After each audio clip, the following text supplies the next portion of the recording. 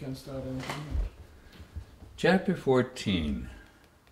Ms. Mesro puts Timmy on a little pink cloud.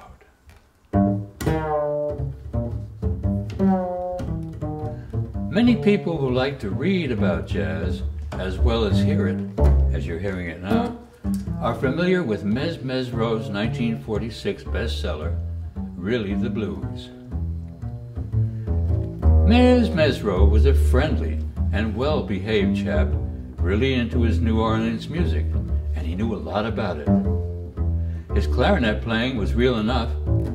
Few other white musicians could play the blues like Mez, though I think most played better clarinet. Fate had played a trick on Mez.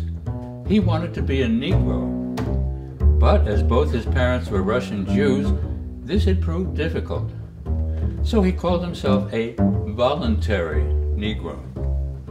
Settling in Harlem, he both talked and played black. For this reason, he was not held in high esteem by his white colleagues, and in the 1930s, he had a hard time finding work as a musician. He led bands, mostly hiring his black friends as sidemen for Victor and Brunswick recording sessions during that decade, and actually this suited him fine. But to make ends meet, he had to find other ways to make money. So he sold marijuana cigarettes and did a brisk business. That was about the time I met him, and he told me it was he who had brought these cigarettes to New York. Don Redmond told me Mez was introduced to them by Harvard University professors. Mez told me about the wonderful effects of these cigarettes. At first, I was a little bit leery. I had always shied away from anything in the way of pills, painkillers, and narcotics. I had never even taken sleeping pills for fear of never waking up again. In many ways, I guess I'm very modest, maybe even backward. I was all of 15 before I tasted my first rum cake, and 20 before I started smoking. I'm still bashful around the ladies. The only foods I'm crazy about are elderberry soup and peppermint ice cream. And in New York, sweet potato pie. But marijuana isn't a narcotic, Mez insisted. A few drags on one of these cigarettes and your mind becomes wonderfully clear and makes you think beautiful thoughts, and all music sounds heavenly. You smile with contentment and you're full of peace.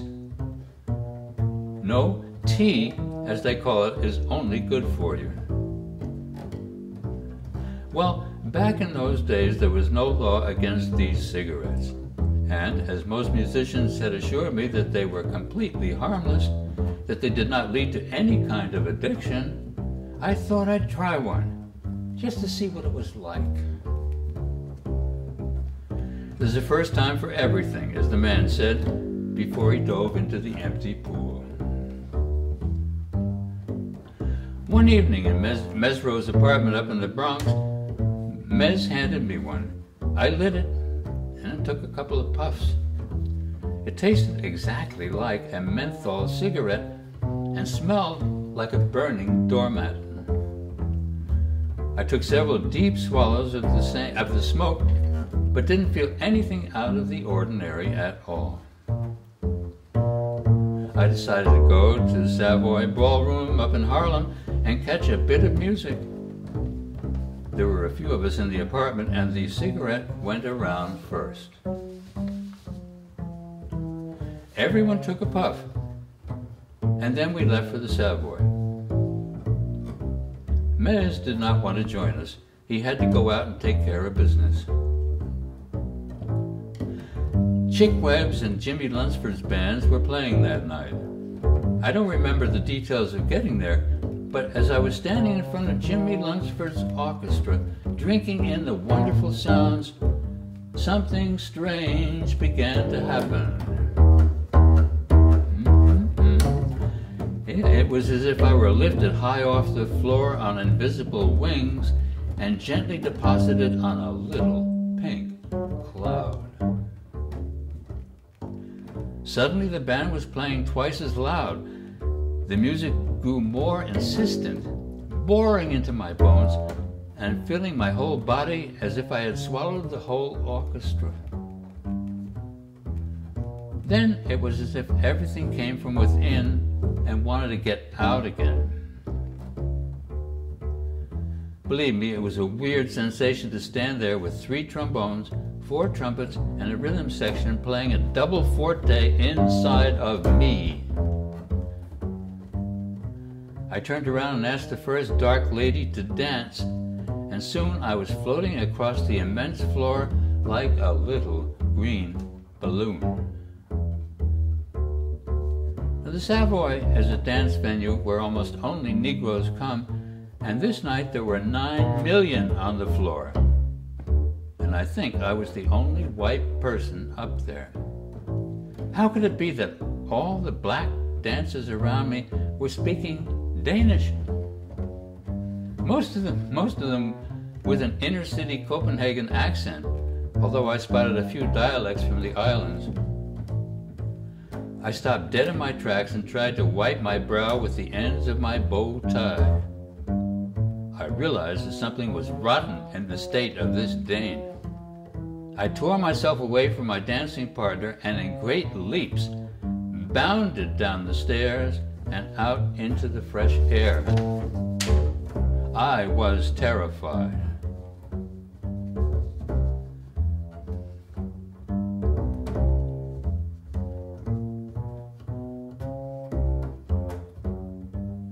My teeth were chattering. My heart was pounding. It must have taken me an hour and a half to cross Lenox Avenue, and then I waited 2 hours for the bus to arrive. Buses run every 10 minutes. It took me 3 hours to get home, a slow 20-minute stroll away, and I drank 4 quarts of milk and slept for at least a day and a half. When I finally woke up, I promised myself never, ever to do that again. No thank you, sir. I much prefer a thinking man's filter.